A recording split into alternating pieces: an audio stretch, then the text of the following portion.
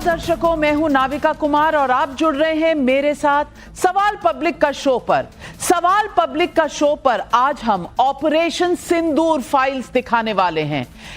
वो 90 मिनट जिसमें world order बदल दिया, वो 90 मिनट जिसने वर्ल्ड कूटनीति में टेक्टोनिक शिफ्ट कर दिया, वो 90 मिनट जिसने 50 साल से पाकिस्तान के ब्लफ को खत्म कर दिया, वो 90 मिनट जिसने न्यूक्लियर गीदड़ भपकी को हमेशा के लिए खत्म कर दिया, वो 90 मिनट जिसमें न्यू नॉर्मल की लक्ष्मण रेखा खींच दी गई, वो 90 मिनट जिसमें भारत ने कहकर अपना बदला लिया। लेकिन यह सब कैसे हुआ, आज वो पूरी कहानी ऑपरेशन सिंदूर फाइल्स में।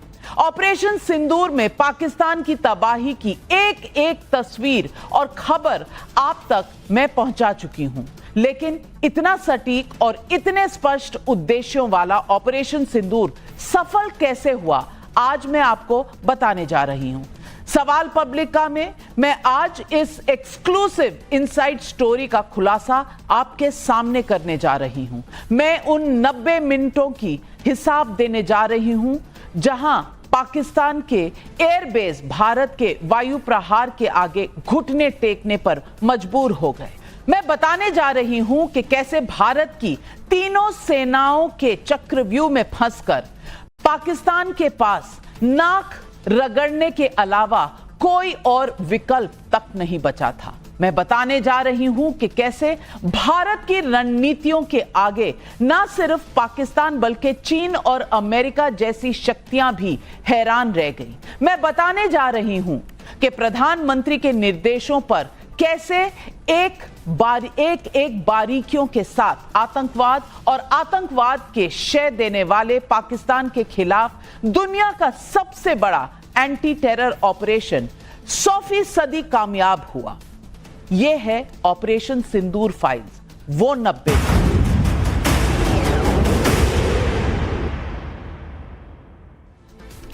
और आज मेरे साथ इस शो पर जुड़ रहे हैं मेजर गौरव आर्या, हमारे साथ यहां स्टूडियो में air marshal PK Srivastava defence expert, colonel Shailendra Singh defence expert, Abhijit Iyer Mitra strategic affairs के एक्सपर्ट। और ये चारों लोग जानते हैं कि किस लेवल पर प्लानिंग हुई और किस लेवल पर भारत ने ऐसा क्या क्या किया जिससे पाकिस्तान बिल्कुल घुटने टेकने पर बिल्कुल मजबूर हो चुका था। आइए बताती हूं सबसे पहले कि ऑपरेशन सिंदूर फाइल्स का पहले अध्याय में 22 अप्रैल की बात है। और मैं आपको बताना चाहूंगी मेजर गौरव आर्या, 22 अप्रैल को पहलगाम का जब हमला हुआ तो प्रधानमंत्री और भारत के विदेश मंत्री और अजीत डोभाल सऊदी अरब में थे। तीनों के बीच में एक मीटिंग हुई। सऊदी अरब में जब उन्हें यह इंफॉर्मेशन मिली कि भारत पर इस तरह का टेरर हमला हुआ है, जहां धर्म पूछकर, जहां लोगों को मारा गया, इस तरह के उनके परिवारों के सामने यह किया गया, धर्म पूछ के किया गया, तो प्रधानमंत्री का गुस्सा 7वें आसमान पर था। और उसी दिन तय हो गया था इस मीटिंग के बाद कि इसका बदला लिया जाएगा। और सऊदी अरब में ही यह प्लानिंग और टाइमिंग की जो बागडोर थी वो दी गई उनको जिन्हें डिफेंस की तैयारी करनी थी। तो 22 अप्रैल को तैयारी शुरू हो चुकी थी और उसके बाद 23 अप्रैल जब यहां लैंड किए प्रधानमंत्री, और वो तस्वीरें आपको याद होंगी, प्रधानमंत्री अपने एयरक्राफ्ट से उतरे और उतरने के बाद फॉरेन सेक्रेटरी उनसे मिले, एनएसए डोभाल जो प्लेन में उनके साथ आए थे उतरे थे और उन्हें बुलाया गया, गाड़ी में मत जाओ इधर आओ। पहले वहां पर एक छोटी वार्ता हुई, फिर एयरपोर्ट पर एक मीटिंग हुई। आपको यह सब याद होगा, मैं फिर से दोहराना चाह रही हूं। उसी दिन यह तय हो गया था कि इसकी टाइमिंग बस 2 हफ्ते 20 दिन से ज्यादा नहीं होनी चाहिए। और ये तस्वीरें हैं जो तब की बता रही हैं कि किस तरह पहले एयरपोर्ट पे और उसके बाद प्रधानमंत्री के घर पर मीटिंग का दौर शुरू हुआ। मैं ये भी बता दूं आपको कि अजीत डोभाल, जनरल अनिल चौहान जो सीडीएस हैं, चीफ ऑफ डिफेंस सर्विसेज हैं, जनरल उपेंद्र त्रिवेदी, सेना प्रमुख air chief marshal AP Singh और एडमिरल दिनेश त्रिपाठी, ये तीनों लोग मिलकर उसके बाद एक मीटिंग्स का और प्लानिंग का दौर चला। 47 मीटिंग्स हुई। मैं आपको बताना चाहती हूं ये 47 मीटिंग्स कहां हुई। आप में से कोई गेस कर सकता है कि कहां हुई, किसने की, कैसे हुई? मेजर गौरव आर्य। मुझे तो लगता है कि लोक कल्याण मार्ग में हुई होंगी या लोक PMO? कल्याण मार्ग में जी। आपका क्या गेस है? लोक कल्याण मार्ग, प्राइम मिनिस्टर 1 एयरक्राफ्ट पे और सऊदी अरेबिया में। आपका क्या गेस है? अगर आप गेस करने को बोलेंगे तो मैं एक चीज पर बड़ा कॉन्फिडेंट हूं, ये मेरे यहाँ नहीं हुई। ज्यादा बड़ी बात देखिए, ये बातें जब सीक्रेट होती हैं तो उसका पार्ट मैं सिर्फ आपसे ये बता सकता हूं कि मेरे यहाँ नहीं हुई और मैंने नहीं कराई। अच्छा, उनकी बात तो सही है ही है, लेकिन एक बात है, ये लोक कल्याण मार्ग पे ही हुई होगी। मैं आप तीनों के मैं आपको बता दूं कि ये लोक कल्याण मार्ग की 47 मीटिंग्स नहीं है। ये 47 मीटिंग्स सिर्फ और सिर्फ डिफेंस एक्सपर्ट्स की थी, जिनको लीड किया था national security adviser Ajit Doval ने।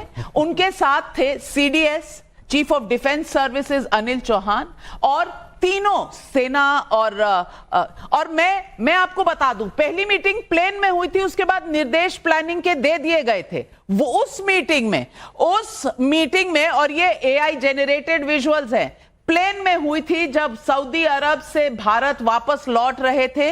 इस मीटिंग में डोवाल साहब प्रधानमंत्री थे और इस तरफ बैठे हुए जो आपको ये एआई जनरेटेड तस्वीरें हैं जहां पर फॉरेन मिनिस्टर जयशंकर भी हैं। लेकिन 47 मीटिंग ना लोक कल्याण मार्ग में हुई, ना डिफेंस मिनिस्ट्री में हुई, ना एयर हेडक्वार्टर में हुई, ना नेवल हेडक्वार्टर में, ना आर्मी हेडक्वार्टर में, ना नेशनल सिक्योरिटी एडवाइजर का जो सेक्रेटेरिएट है वहां हुई। ये एक सेफ हाउस में हुई। 47 मीटिंग्स एक safe house, undisclosed safe house में हुई हैं और ये 47 मीटिंग्स की कहीं किसी को खबर तक नहीं थी। किसी भी सरकार के किसी अंग को नहीं पता था, जिसमें सिर्फ टॉप ऑफिशियल्स थे। कुछ मीटिंग्स में सारे मौजूद होते थे, कुछ में जहां आर्मी का पहलू होता था वहां आर्मी के साथ सीडीएस और एनएसए होते थे, कुछ नेवल का होता था तो नेवल और एनएसए और सीडीएस होते थे। और इस तरह करके 47 मीटिंग्स जो हुई, उसमें ये ऑपरेशन कैसे होगा इस पर पूरे डिटेल बने, 3 प्लान बने। और मैं आपको बताना चाहती हूं कि इसके बाद 3 प्लान बने, plan A, plan B, plan C. और ये तीनों प्लान लेकर 6 तारीख की शाम को हम तैयार थे। हमारे सारे जो डिफेंस सर्विसेज के विशेषज्ञ हैं, तीनों service chief of defence services और अजीत डोवाल, तीनों प्लान लेकर बीच बीच में जो लोक कल्याण मार्ग पे मीटिंग होती थी, प्रधानमंत्री की ब्रीफिंग होती थी, वो अलग है। लेकिन प्लानिंग की जो 47 मीटिंग हुई, ये plan A, plan B, plan C, ये तीनों प्रधानमंत्री को दिखाए गए, बताए गए। और उसके बाद जब तैयारी हो गई तो 6 तारीख की शाम को यह तय हुआ कि आज टेरर कैंप्स को स्ट्राइक होगा। आप याद करिए उस रात को। और उस रात को नई दिल्ली में रायसीना हिल में कोई भी नहीं सोया, कोई भी नहीं सोया। और ये plan A, plan B, plan C के असेसमेंट के पैरामीटर्स तय किए गए। और पैरामीटर्स क्या थे, मैं वो भी आपको दिखाना चाहती हूं। पैरामीटर्स थे कि सक्सेस रेट क्या होगा किसी भी प्लान का, 0 से 5 के स्केल पर ये बना। और ये 0 से 5 के स्केल में उसका सक्सेस रेट तय करना था। अपने हथियार और उनकी रेंज क्या है इसके कैलकुलेशन के बीच में बना, क्योंकि हमें एलओसी क्रॉस नहीं करना था। उनके हथियार और उनकी रेंज और उनकी तैयारी क्या है, यानी कि पाकिस्तान की, उस पर भी बहुत दारोमदार था, वो भी देखा गया। और इंटरसेप्शन का चांस किसमें सबसे कम है, उस हिसाब से प्लान बनाए गए और रेट किए गए। ये अगर आप देखें तो ए, बी, सी पर ये 4 ये 4 फैक्टर्स के हिसाब से ए बी सी में चॉइस हुए। बने तो 10 प्लान, लेकिन तीन सिलेक्ट हुए कि इन तीनों में से एक प्लान ए हमारा फाइनल प्लान था। शाम को 6 तारीख को यह तय हो गया कि प्लान ए के साथ जाएंगे और लगभग मिडनाइट के बाद जाएंगे। ये बस मुट्ठी भर लोगों को पता था कि ऑर्डर दिया जाएगा, किसी को पूरी पिक्चर नहीं पता थी कि क्या ऑर्डर जब जाएगा तो क्या होना है। ये अलग अलग तरीके से बताया गया था ताकि इंफॉर्मेशन लीक ना हो। प्लान ए के तहत स्ट्राइक की जानी थी, यह भी तय हो चुका था। 1:05 पर स्ट्राइक हुआ, यह हमें पता है क्योंकि यह समय सरकार ने ट्वीट किया था ADGPI में।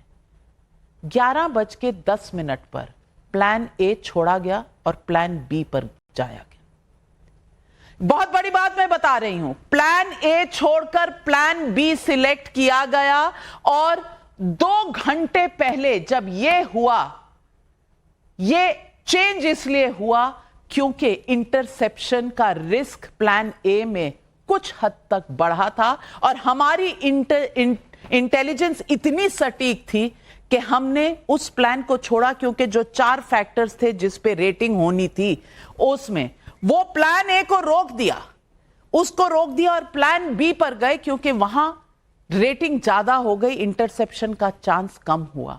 और मैं पूछना चाहती हूं गौरव आर्या जी, मेरे तो रोंगटे खड़े हो रहे हैं जब मैं ये सुन भी रही थी, जब मैंने अपने सोर्सेज से बात की और आज भी मैं आपको बता रही हूं तो रोंगटे खड़े हो रहे हैं। मैं पूछना चाहती हूं क्या ये अक्सर होता है कि एक प्लान हो, 2 प्लान हो, ज्यादा प्लान बनते हैं और लास्ट मिनट में चेंजेस होते हैं? जी, ये तो बात है कि मल्टीपल प्लान्स बनते हैं नाविका और मल्टीपल सिनेरियोज वॉर गेम करे जाते हैं, ये तो तय है।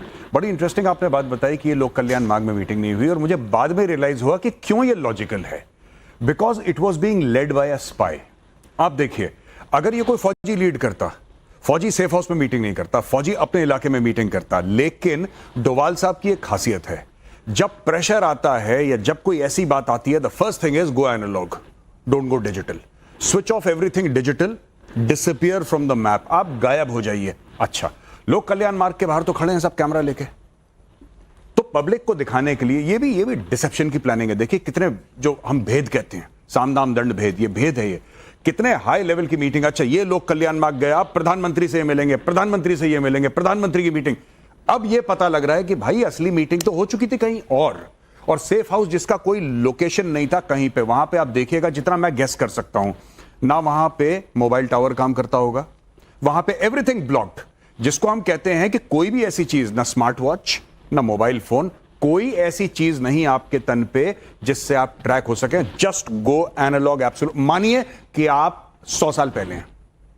वो हिंदी फिल्मों में कहा जाता ना कि वहां परिंदा भी पर नहीं मार सकता, ऐसी जगह। इलेक्ट्रॉनिक सर्वेलेंस हो ही नहीं सकता, कुछ नहीं पता। एक घर है जिसके अंदर लोग आ रहे हैं, चुपचाप आ रहे हैं, रात को मिल रहे हैं, अपनी मीटिंग कर रहे हैं, वापस जा रहे हैं, एक इकोसिस्टम क्रिएट करा और उसके बाद प्रधानमंत्री जी को प्लान दिया।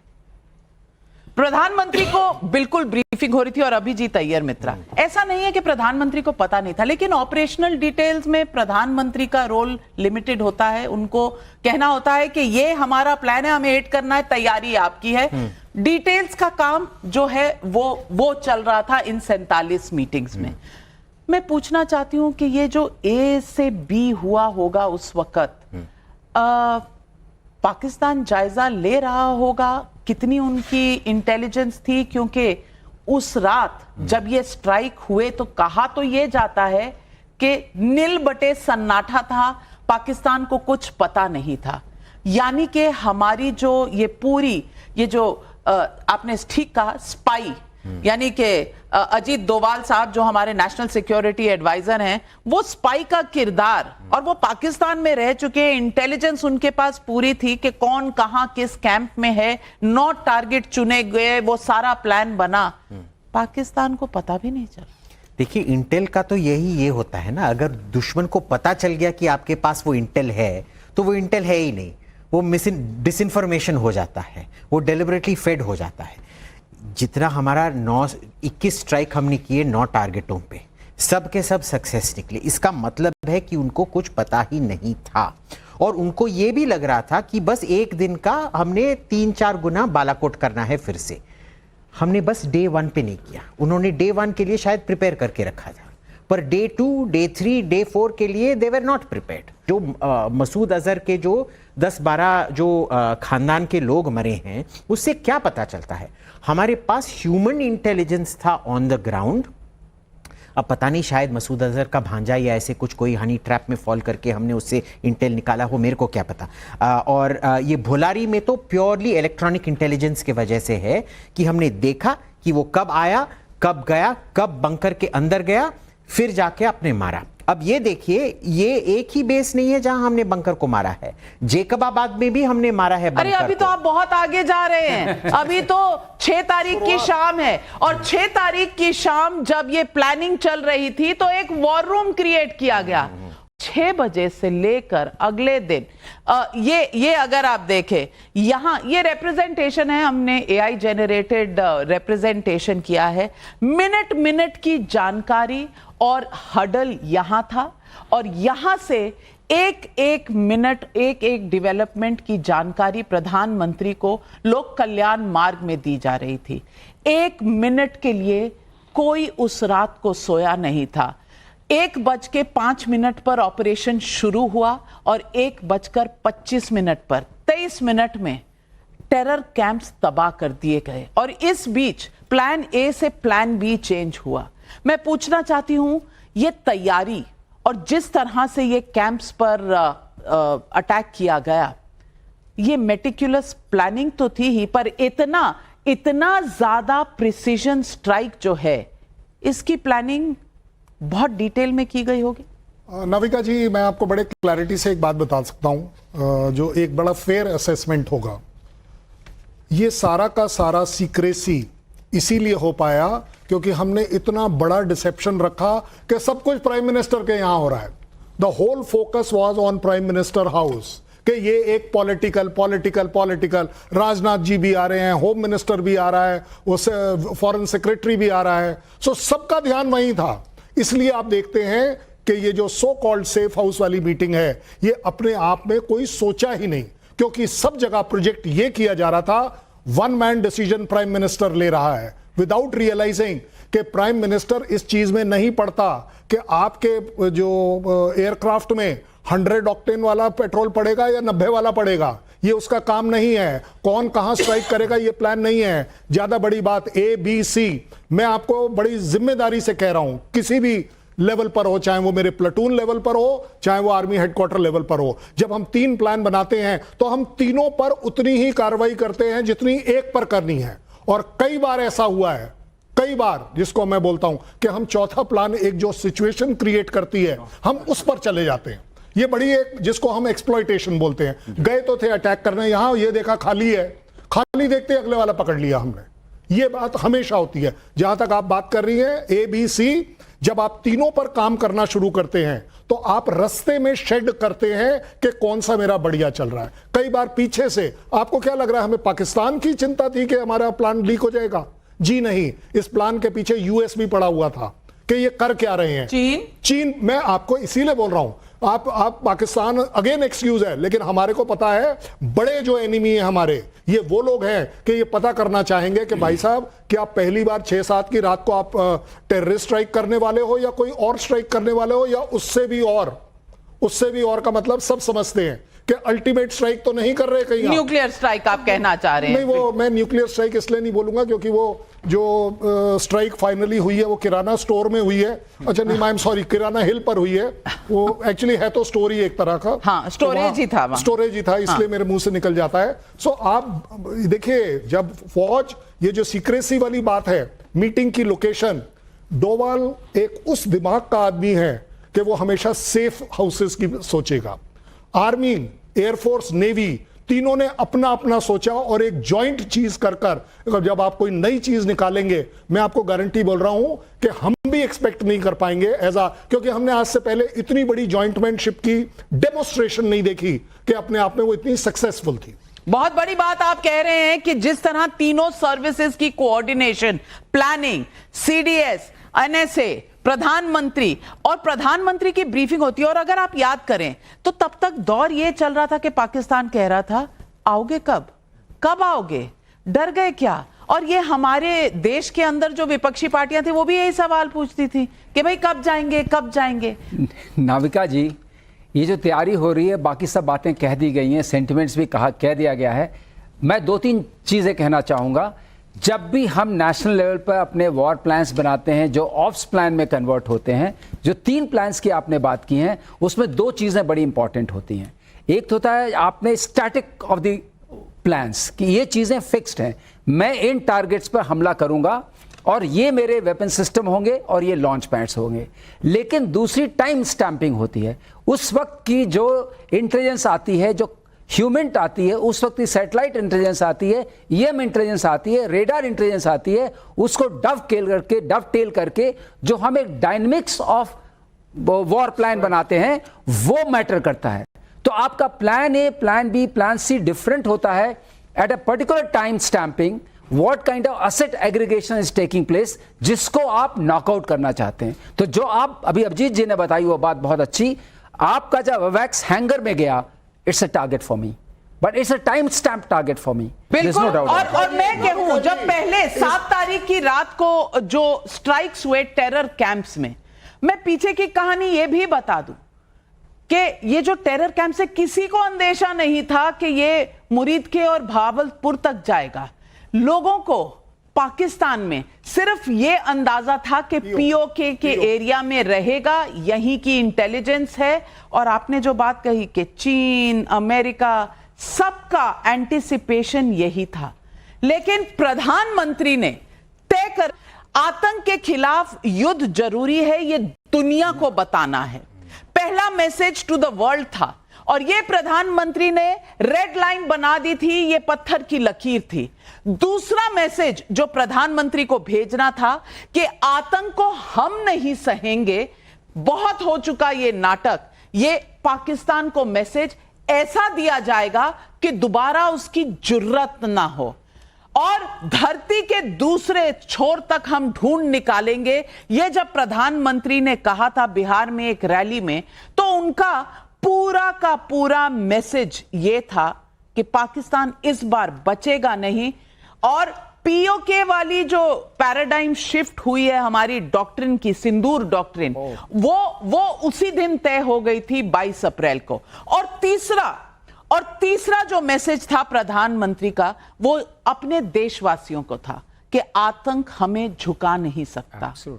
एक बार हमें चोट लग सकती है, हमारा खून बहा है, हमारे देश की बहू बेटियों का जरूर कहीं ना कहीं सिंदूर उजड़ा है। जब पत्नियों को कहकर कि मोदी को बता देना, ये जब कहा गया, ये मैसेज कि प्रधानमंत्री को अगर बताया है, मोदी को अगर बताया है, तो मोदी इसके सामने झुकेगा नहीं, जवाब देगा। ये मैसेजिंग प्रधानमंत्री के लिए जरूरी थी और ये ऑपरेशन सिंदूर फाइल्स में ये बहुत अहम किरदार था जो प्रधानमंत्री ने। लेकिन आगे के 90 मिनट, शुरू से हम कह रहे हैं 90 मिनट, वो 90 मिनट वो क्या हुआ? मैं आपको बताना चाहती हूं कि आतंकी अड्डों पर एक्शन तो 7 मई को हो चुका था, मैसेज चला गया था। पाकिस्तान के डीजीएमओ ऑफिस को ड्यूटी ऑफिसर ने बता दिया था, मैसेजिंग हो गई थी कि हम कुछ और नहीं करने वाले। ये इंडिया ने मैसेज भेज दिया था कि हमारा टारगेट सिर्फ टेरर कैंप्स है, हम और कुछ नहीं करने वाले। ये मैसेज भेज दिया गया, लेकिन पाकिस्तान तो फिर पाकिस्तान है। हमने जब सोचा कि हम आगे नहीं बढ़ेंगे और अगर पाकिस्तान रिएक्ट नहीं करेगा तो मामला तनाव की तरफ नहीं बढ़ेगा। लेकिन फिर पाकिस्तान तो पाकिस्तान है, मैंने पहले ही कहा, और पाकिस्तान ने वो ड्रोन, वो मिसाइल भेजने शुरू किए। वो ड्रोन और वो मिसाइल जब आने लगे पूरे दिन, तो 8 तारीख की रात को भारत ने क्या किया?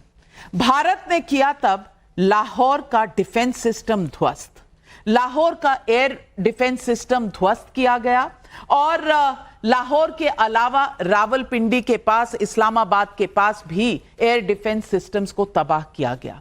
हमारा यही एक्शन था, हमने इतना ही करना था। आपने रिएक्ट किया, आपने ड्रोन मिसाइल भेजे और उस दिन सिविलियंस भी हमारे गुरुद्वारों में, वहां एलओसी पर जो शेलिंग हुई थी, मेजर गौरव आर्या, क्या उसी का जवाब था कि एयर डिफेंस सिस्टम, क्योंकि भारत ने तय कर लिया था आप रिएक्ट नहीं करोगे हम कुछ नहीं करेंगे, अगर आप कुछ करोगे ऑफेंसिव तो हम छोड़ेंगे भी नहीं। जी नाविका, एक तो मुझे लगता है कि अब डॉक्ट्रिन हमारी बदली है, ये बहुत जरूरी है समझना, और डॉक्ट्रिन हैज चेंज्ड। अब हमें ये छोड़ देना चाहिए कि जब पाकिस्तान कुछ करेगा तब हम कुछ करेंगे।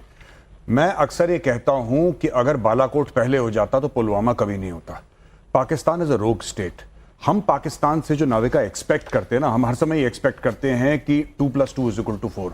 ये भाषा उनको समझ में नहीं आती कि देखो तुम मत करना हम कुछ नहीं करेंगे, उनको समझ में नहीं आता। वो इनकॉरेजिबल हैं, वो करेंगे, चाहे चाइना के प्रेशर से करें, चाहे वो किसी और ताकत के प्रेशर से करें, या खुद अपने जिहादी जनरल्स करें जैसा उनकी खुशी है। तो ये जो चीज है इस बार एक न्यू नॉर्मल बन गया है।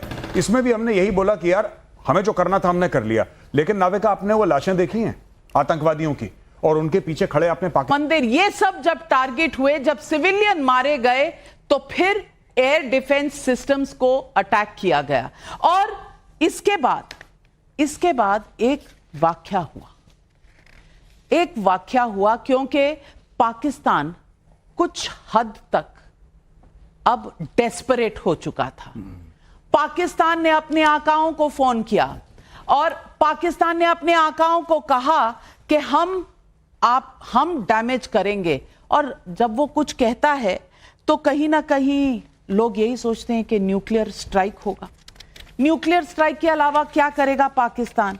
और मैं बोलना चाहती हूं कि पहले तो आतंकी अड्डे जो हुए वो ध्वस्त हुए, फिर एयर डिफेंस। तीसरे दिन आपको याद होगा जेडी वैंस ने कॉल किया और प्रधानमंत्री से बात की।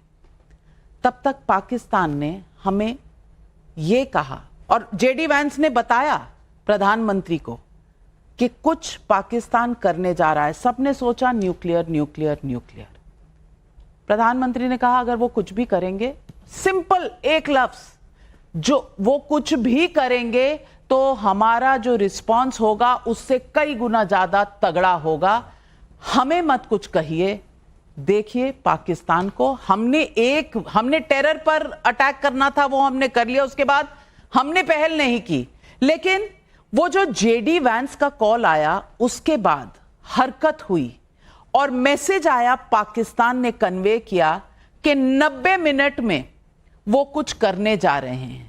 और डिटेल इंटेलिजेंस आई कि उन 90 मिनट में एयर पावर यूज करके आदमपुर और बाकी सारे हमारे एयर बेसिस को टारगेट किया जाएगा।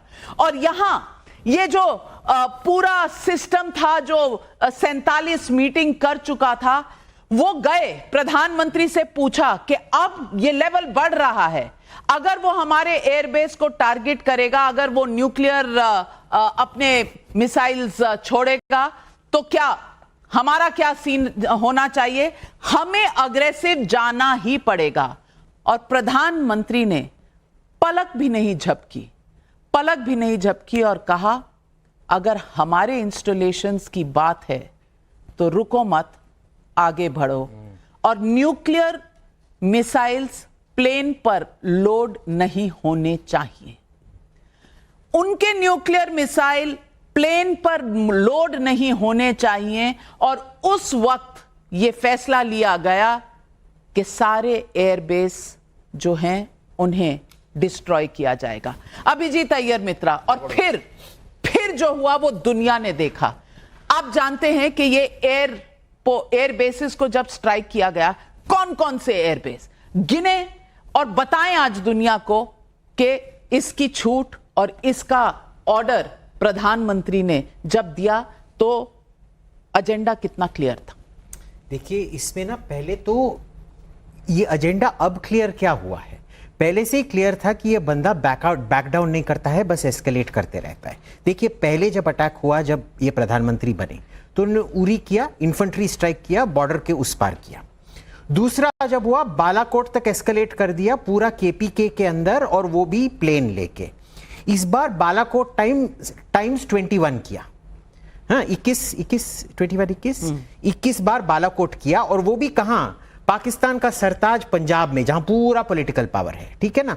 तो अब आप समझ लीजिए, क्योंकि ये Pakistan is the classic case of विनाशकाली विपरीत बुद्धि। पाकिस्तान का जो एक मुखौटा है जिसका नाम न्यूयॉर्क टाइम्स है तो न्यूयॉर्क टाइम्स, पर मैं उसको इस्लामाबाद टाइम्स कहता हूं। इस्लामाबाद टाइम्स ने अभी एक निकाला है, क्योंकि अभी उनका सुबह हो गया है ना, तो देख लीजिए। The satellite imagery indicates the damage was mostly inflicted by India on Pakistani facilities.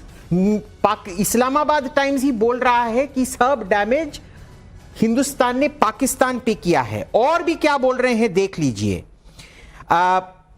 Satellite images of the site claimed to have hit are limited and so far do not clearly show any damage caused by Pakistani strikes even if there is corroborating evidence of military action। यानी कि उधर युद्ध तो हुआ पर पाकिस्तान ने कुछ भी हिंदुस्तान पे डैमेज नहीं किया है, सैटेलाइट पे नहीं दिख रहा है। और प्रधानमंत्री ने ये बहुत अच्छा आदमपुर से दे दिया था संदेश। आदमपुर पे ही लिखा है, आदमपुर में S-400 भी खड़ा था, MiG-29 भी खड़ा था। मैं इस वक्त की बड़ी ब्रेकिंग खबर आपको देना चाहती हूं जो आज तक आपने नहीं सुनी है।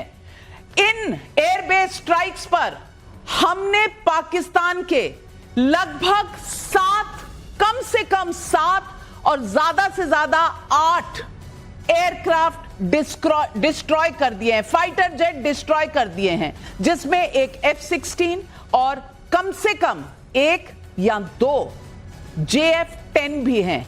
और मैं एयर मार्शल श्रीवास्तव जी आपसे पूछना चाहती हूं, ये 7 से 8 का जो आंकड़ा है, क्योंकि कहा जा रहा है नूर खान बेस, सरगोदा बेस, दोनों जगह जिस तरह से एयर स्ट्राइक्स हुए हैं, हैंगर्स के ऊपर हुए हैं, हैंगर के अंदर क्या क्या था? नाविका जी, इंटरेस्टिंग बात यह है कि जो समय था और जो टाइम था, हैंगर के अंदर कम से कम 6 जहाज होंगे एक हैंगर के अंदर, और कम से कम चूंकि टेम्पो ऑफ वॉर चल रहा था, कम से कम 3-4 अफसर होंगे, कम से कम बता रहा हूं मैं आपको। और जो एयरमैन होंगे उनकी संख्या भी 50 से 60 होगी। इससे कम हो नहीं सकती एक हैंगर में, क्योंकि हैंगर में जब आप एयरक्राफ्ट ले आते हैं, उसके लिए वॉर के लिए प्रिपेयर करते हैं, उसमें बड़े सारे प्रोसीजर्स, मेथड्स एंड तो इंजीनियर्स, टेक्निकल स्टाफ, सब वो इंजीनियर्स बहुत लगते हैं। किसी भी वायुसेना में 70% लोग इंजीनियर्स होते हैं, चाहे ऑफिसर या एयरमैन, क्योंकि सारा काम हाई टेक्नोलॉजी का है, हाई वैल्यू का है और हाई इंपैक्ट का है, जो आपने देखा। तो अगर आपने एक हैंगर को उसमें उड़ा दिया तो आपने 6 जहाज तो उड़ा दिए, और साथ में क्या उड़ाया, जो उसका सपोर्ट सिस्टम होता है। There is always hydraulic bay, instrument bay, radio bay, radar bay, engine bay, FM bay, उसमें सब होता है, और इतना वो कॉस्टली होता है, जो कॉस्ट का इंपैक्ट पड़ता है वो दोबारा नहीं आ सकता। तो अगर एक भी हैंगर उड़ाया, यहां तो हर उस जगह को उड़ाया जहां से उनकी एयर पावर आ सकती थी, चाहे यूएवी सेंटर हो, चाहे वो उनका जो वहां हुआ आपका जेट हेडक्वार्टर्स के आसपास, वहां वीआईपी स्क्वाड्रन उनका है, F-16 वाला, J-10 कई मार्केट वैल्यू गिर गई, उड़ नहीं सका। क्योंकि आप देखिए, और PL-15 का हाल तो आपने देखा, चित्रों में कई बार आ रहा है कि वो ट्रेजेक्टरी पर जा ही नहीं सका, गिर गया। तो इस तरह के इक्विपमेंट, तो आप कह रहे हैं कम से कम 6 एक हैंगर के अंदर, और यहां नूर खान, मेजर गौरव आर्या, नूर खान बेस और सरगोदा बेस, 2 जगह हैंगर्स को क्षति पहुंची, ये तस्वीरों में क्लियर है। कितने एयरक्राफ्ट और इसका मायने क्या है? देखिए, वी कैन ओनली गेस। इस वक्त हमारे पास तो फिगर्स नहीं है, मेरे पास कम से कम नहीं है, लेकिन मैं ये गेस कर सकता हूं कि मैं सरप्राइज नहीं होऊंगा अगर लॉसेज उनके, देखिए आप 7 से 8 कह रही हैं, लेकिन जैसा सर ने अभी बताया, डबल फिगर्स में हो सकता है। मैं, you can not deny the fact, it is a possibility. मैं 100% तो किसी ने नहीं गिना जाके। इससे बड़ी बात क्या हो गई है ना पाकिस्तान से, कि जैसे हमने वो भी बताया कि जिस तरीके से उसका शेयर प्राइस, देखिए ना, इससे चोट कहां पहुंची है। आपने मारा पाकिस्तान में, आपने मारा नूर खान में, चोट लगी, बैंडेड ढूंढ रहा है, पट्टी ढूंढ रहा है चीन, चाइना पट्टी ढूंढ रहा है। आपने मारा सरगोदा में, वहां पे बिल्कुल आप समझ लीजिए कीमोथेरेपी हो रही है चाइना में। और कारण क्या है चाइना का? क्योंकि चाइना अटैक हुआ पाकिस्तान, चाइना लॉस्ट, और Chinese people lost billions of dollars. 9.5% उनका शेयर प्राइस क्रैश करा। और आज की तारीख में एक्चुअली लोग ये लिख रहे हैं कि how does China export defence equipment. China तो कह रहा था साहब कैप्टिव मार्केट है हमारे लिए अफ्रीका, हमारे लिए Latin American countries captive market है, हम तो यहां पे चाइनीज इक्विपमेंट बेचेंगे। अब कोई उसको, डोंट बी सरप्राइज्ड अगर J10 का या चेंगडू एविएशन का नाविका ऑर्डर्स लोग कैंसिल करना शुरू करें। Don't be surprised, nobody wants to touch. अच्छा, मैं एक आखिरी बात आपको बताता चलूं कि ये जो डिफेंस परचेजेस का मार्केट जो है ना, it's an extremely conservative market. It's an extremely conservative. Rafale तब तक नहीं बिका था जब तक भारत ने 36 नहीं खरीदे। आज की तारीख में अगर आपको राफेल चाहिए तो 7-8 साल 10 साल की वेटिंग लिस्ट है। और एक जमाने में राफेल को कोई खरीदने को तैयार नहीं था। इंडिया ने जब 36 खरीदे, फिर दुनिया ने लाइन लगा दी, राफेल राफेल राफेल हमें भी चाहिए, इंडिया ने खरीद दिया। उसके पहले कोई हाथ नहीं लगा रहा था। तो पाकिस्तान 90 मिनट का उन्होंने हमें टाइमलाइन दिया और हमें धमकी दी। धमकी के बाद जो नजारा हुआ, और वो जो किराना स्टोर आप कह रहे थे, वो किराना स्टोर मतलब सरगोदा के पास जहां पर कुछ यहां से गिरा है, वहां से वो किराना स्टोर तक कौन सा ऐसा जलजला है जो गया है? कर्नल शैलेंद्र सिंह, देखिए, मेरी आदत है कि एनालाइज करके देख लेते हैं और पब्लिक को डिसाइड करने दीजिए क्या है क्या नहीं। आपने बड़ी अच्छी बात करी कि वैंस ने प्राइम मिनिस्टर को बताया कि कुछ होने वाला है। मैं अब आपको उसके आगे एक एक स्टेप ले जाता हूं और उसमें कहीं गलती है तो वहीं रोक दीजिएगा। और ये कैसे उस स्टोर तक जाता है, किराना स्टोर, आप लोगों ने पता नहीं क्यों मेरे पेटेंट राइट्स ले रखे हैं, आप ही बोले जा रहे हैं, मुझे नहीं बोलने दे रहे हैं। ज्यादा बड़ी बात यह है, जैसे ही प्राइम मिनिस्टर को लगा कि एक यूएस जैसा कंट्री कुछ क्रेडिबल इंफॉर्मेशन दे रहा है कि यस वो कुछ करने वाले हैं, तो पहली चीज हम सबके दिमाग में इंक्लूडिंग यूएस के आएगी कि न्यूक्लियर ऑप्शन एक्सरसाइज करने वाले। इसलिए प्राइम मिनिस्टर ने इमीडिएटली डिसाइड किया कि कोई भी ऐसा एयरफील्ड जो जहाज है वो लोड नहीं होना चाहिए। अब उसके लिए तरीका क्या है? अगर आपने स्पेसिफिक जाकर सिर्फ और सिर्फ सरगोदा पर अटैक किया, नूर खान पर किया, तो ये सबको पता चल जाएगा। इसलिए आपने एक बड़ा अच्छा प्लान बनाया कि 11 एयरफील्ड चुने जाएं, रडार भी तोड़े जाएं, हैंगर्स भी तोड़े जाएं, लेकिन साथ ही साथ 1 या 2 पर एयर स्ट्रिप को भी तोड़ा जाए। ये जो सेलेक्टिवली किया गया है ना नूर खान पर, ये सिलेक्टिव नहीं है। आपकी सिर्फ एयरफील्ड जो एयर स्ट्रिप है वो आपने उन्हीं जगह पर करी है जहां पर आपको विश्वास था कि यहां आएगा, क्योंकि ये जो किराना स्टोर है ये वहां से मेरे ख्याल 12 या 16 किलोमीटर दूर था। तो चीजें बनती हैं, लेकिन इन जहाजों को वहां तक जाना, हमारे मिसाइल्स को वहां जाना, इसलिए आपने क्या किया, सबसे पहले वो एयर डिफेंस सिस्टम को निकाला। और बाय द वे जो बात चल रही है वो P-15, PL-15, जो भी 15 बोल दीजिए, मुझे नहीं पता, उसको करेक्ट करने के लिए अब उनके डिफेंस मिनिस्टर ने क्या कहा, बड़ी अथॉरिटेटिवली कहा, क्योंकि चाइना नाराज है। उसने कहा हमने अपने सिस्टम ऑन नहीं किए थे, एयर डिफेंस सिस्टम हमने बंद कर रखे थे, इसलिए ये निकल गए। नहीं, देखिए, जोड़िए चीजों को, बिल्कुल ये एक इंटरेस्ट इन्वॉल्व, और इसलिए आप देख रहे हैं कि लास्ट में आकर बात ये आ गई कि आप अपने उन सो कॉल्ड किराना स्टोर को खोल नहीं पाएंगे, और आप अपने अगर वो बाहर लाएंगे तो आपका जहाज टेक ऑफ नहीं कर पाएगा, आपका रडार आपको सपोर्ट नहीं कर पाएगा। इंडियन आर्मी एयर डिफेंस घुटने पे ले आए, घुटने पे ले आए पाकिस्तान को। और अभिजीत अय्यर मित्रा, अंत में फिर क्या हुआ? अंत में जब ये सब तबाही हो गई, न्यूक्लियर एंट्रेंस, एग्जिट, और टॉम कूपर ने कहा, मैं नहीं कह रही, भारत की सरकार नहीं कह रही, लेकिन टॉम कूपर ऑस्ट्रियाई जो विशेषज्ञ हैं, कॉम्बैट एविएशन के हिस्टोरियन हैं, उन्होंने कहा कि ऐसा हुआ है और जियो वेरीफाई किया है उन्होंने। उसके बाद पाकिस्तान घुटने टेक चुका था, अपने आकाओं को फोन मिला रहा था, और फिर रोता हुआ डीजीएमओ से फोन आया कि भाई सीज फायर। ट्रंप का तो कहीं नाम ही नहीं था, ट्रंप तो आए ही नहीं। ये ट्रंप साहब की क्या कहानी? देखिए, ट्रंप साहब की क्या कहानी है ना, मेरे को लगता है कि कैराना में कोई रेडिएशन लीक नहीं हुआ है। इन लोगों ने, वो आपने ब्रोकन एरो पिक्चर देखा है? ब्रोकन एरो पिक्चर में क्या होता है कि वो प्लेन नीचे चला जाता है और वो जॉन ट्रेवोल्टा जो एक्चुअली उसमें विलन है, वो बोलता है हाँ मैं मर रहा हूं, पूरा रेडिएशन लीक हो रहा है पूरे इसको डुबाने के लिए। तो इन लोगों ने, कोई रेडिएशन लीक नहीं हुआ है नविका जी। इन लोगों ने, अब आप देख लीजिए, जेकबाबाद में हैंगर आपने तोड़े, उसके अंदर कम से कम 2 से 4 प्लेन थे, ठीक है। भुलारी में हैंगर जिसमें उनका एवैक्स प्लेन था जो बहुत महंगा है, नॉर्मल फाइटर प्लेन से कई ज्यादा महंगा है। नूर खान अगर आप देखोगे, ये जैसे दिल्ली है नोएडा और गुड़गांव के बीच, ये नूर खान है चकलाला में इस्लामाबाद और रावलपिंडी के बीच। उधर भी आप देखेंगे अगर कहां पे स्ट्राइक हुआ है, आपको 2 रेडोम्स दिखाई देंगे। ये उनका प्राइमरी कमांड सेंटर था पूरे लीडरशिप का, पाकिस्तान आर्मी एयरफोर्स का पूरे देश के साथ, और उसके पास जो टेक्निकल एरिया मेस था जो तबाह करके डाला। अब इतना ये तो बोल नहीं सकते कि ये सब हुआ है, फिर जाके रोना तो इस पे नहीं रो सकते। तो उन्होंने क्या बोला, अरे भाई न्यूक्लियर ये हो गया है, न्यूक्लियर ये हो गया है, जाके रोआ उधर। और अमेरिकन क्या होता है ना, जब भी आप न्यूक्लियर बोल देंगे उनका भी वो एंटलर्स गो अप, वो पता नहीं हिंदी में क्या कहते हैं, कान खड़े हो जाते हैं। हाँ, कान खड़े हो जाते हैं और वो पैनिक करना शुरू कर देते हैं। फिर वो आके बोलेंगे हाँ हाँ भाई बात कर लो।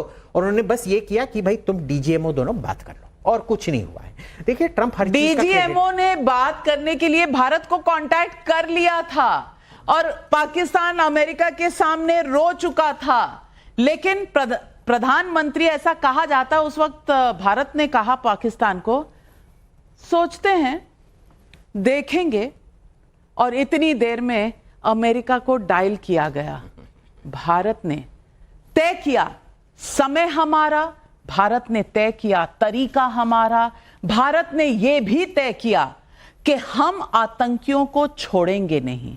अब भी युद्ध विराम नहीं है, युद्ध में बस थोड़ा सा स्थगित किया गया है। मसूद अजहर जो अपने 11 परिवार वालों को खो चुका है, बिलबिला रहा है, ये रिपोर्ट्स आ रही हैं, वो आज भी अगर भारत की तरफ नजर उठा के देखेगा, फिर देखिए आगे आगे होता है क्या। इलाज क्या है पाकिस्तान का? मोदी के पास है उसका गोला, गोली नहीं गोला। अब चीन और अमेरिका साइड में बैठ के देखेंगे ये खेला।